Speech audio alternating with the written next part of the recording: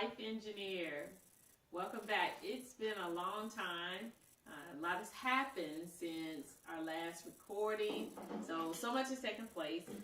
Life has brought many different things my way, including a car accident, one of my children being hospitalized, completing a portion of my PhD program, as well as publishing a third book, also celebrating the 8-year anniversary for my business. So a lot has taken place.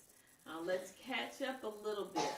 With everything that's taken place, though, I want to focus and I want to talk for a minute about some things I learned while being in the hospital with one of my children recently. You know me. I believe and I always encourage you to live on purpose and live in your purpose. Well, part of living on purpose means that you have to live in your miracle. On purpose. Live in your miracle. Think about that for a minute. I tell you all the time, I know I'm a miracle. But I also know I'm not the only one. You're a miracle. Remember this and remember this always. God never produces mistakes. God doesn't produce mistakes. God produces miracles. So today I want to talk to you about some of the things that I learned while being in the hospital with one of my children. With that, when it comes to living in your miracle, something that you have to determine to do is that you have to stop explaining your miracle. Stop trying to explain the unexplainable.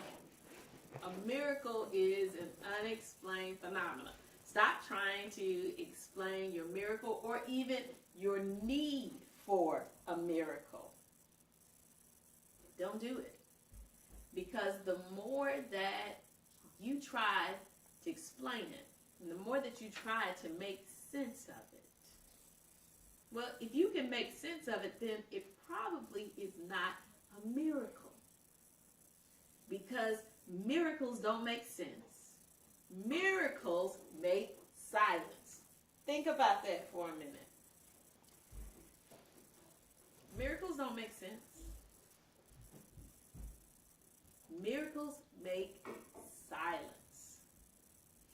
See, the moments that you will remember most in your life are the moments that took your breath away.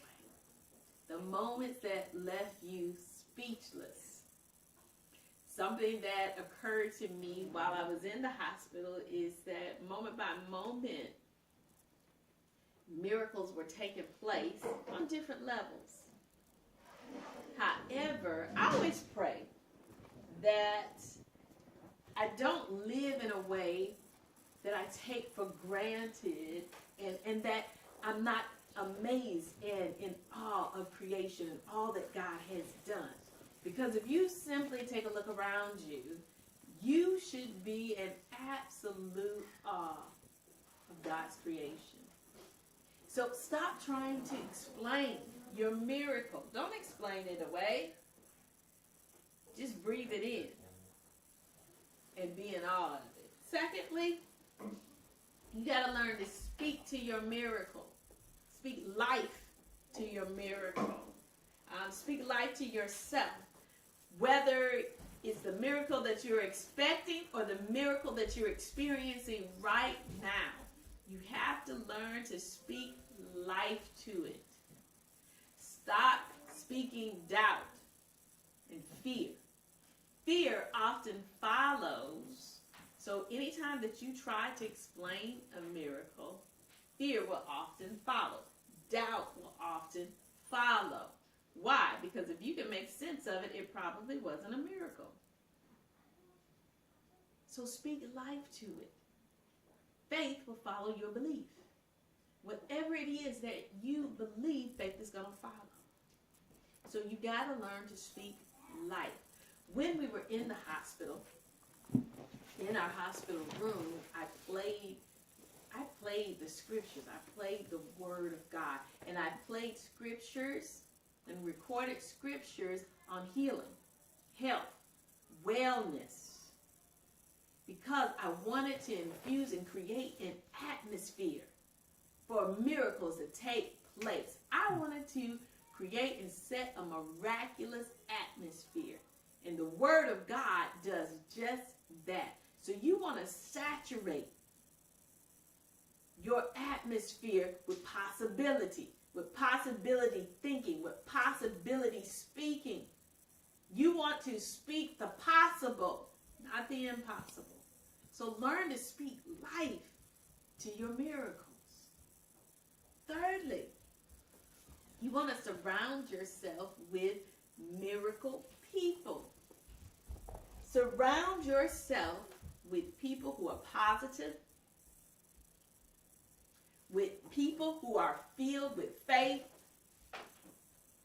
with people who understand miracles themselves. You want to remove from your life negative people and people who bring negative energy. So I want you to do something right now. So here's a little exercise I have for you. I want you to grab your cell phone. Get your cell phones out. I know you got your smartphones. And I want you to go to your call history or your call log. Okay? Go to your call history. Look at the 5 people in your call history that you spent the most time. Not just the last 5 you called, but the 5 that you spent the most time talking to. Now, think about the caliber of those people. Because your life is a sum total of the 5 people or the people that you spend the most time with. Now, if you're not happy or satisfied with what you just discovered in your own life, well, then I'm going to challenge you, and I'm going to encourage you to challenge and change your circles. Because your life is a reflection of the people that you spend the most time with. And if you invest loads of time into negativity and negative people, understand that your life will reflect it. So if you're going to live in your miracle, then you must surround yourself with miracle people. Surround yourself with positive people and positive energy. Drown out the noise. Drown out the negativity. While we were there in the hospital, I didn't let anyone negative or doubtful visit. We kept that atmosphere and that energy filled with faith. And the people who were coming to visit were filled with faith. Why? Because they were miracle people.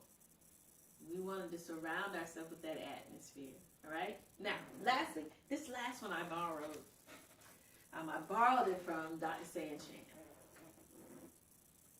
And I borrowed it, and I thought it was so profound in what we were discussing today. So when you need to starve your fear, but you got to feed your miracle. Whatever your miracle is, something amazing happened. Not only for me personally, and I've been a prayer warrior intercessor for years. So I've been praying for people for years. But something amazing happened when I shared my story, what we were going through and dealing with our daughter. The phone calls, the text messages, Facebook messages, the tweets, everything that came, the emails that came requesting prayer for healing. Brain tumor, brain cancer, car accidents, individuals in comas, the phone calls that came in. Because one thing is, you've got to feed your miracle. Listen, when my daughter was healed, and when she could finally keep food down and digest food, well, guess what? I didn't tweet about it. I didn't go on Facebook Live. I didn't even post a message. You know what we did? When she could eat, we fed her.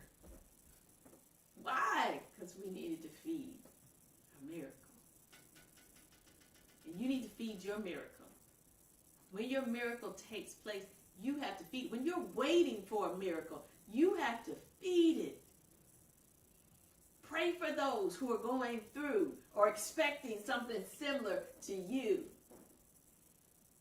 If you have experienced a miracle in the area of finances, guess what? You have to continuously feed that miracle. Share that with others. When you've experienced the miracle of healing, well, guess what? We're still feeding our miracle.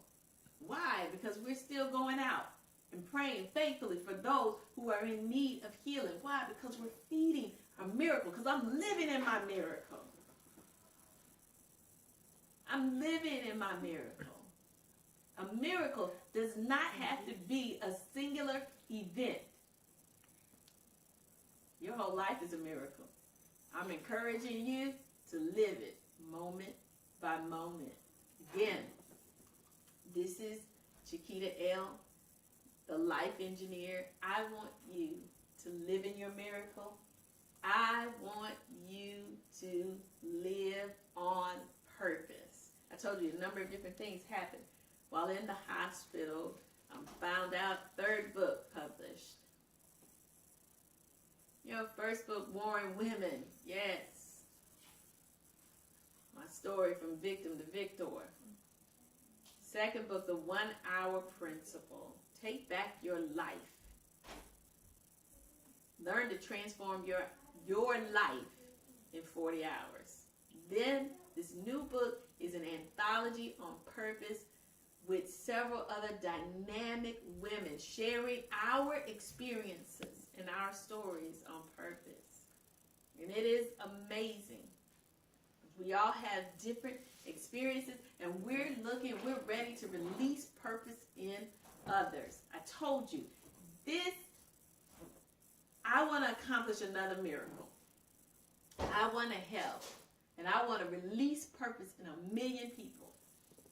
I want to help 1 million people discover their purpose. And I want to challenge them to decide to live in their purpose. The 1 Million in Purpose Challenge. And I believe we can do it. And I believe we